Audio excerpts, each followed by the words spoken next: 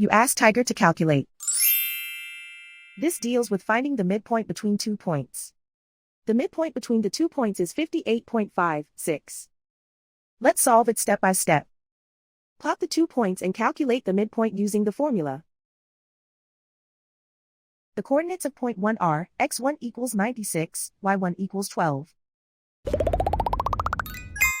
The coordinates of point 2 are x2 equals 21, y2 equals 0.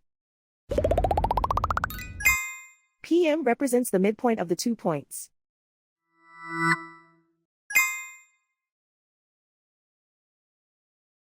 Use the x values in the midpoint formula to find the midpoints x. x1 equals 96. x2 equals 21.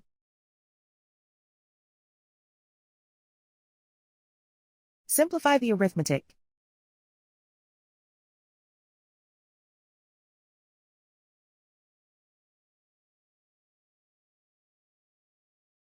Use the y values in the midpoint formula to find the midpoints y. y1 equals 12.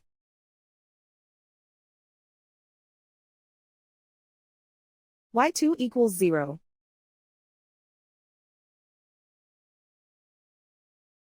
Simplify the arithmetic.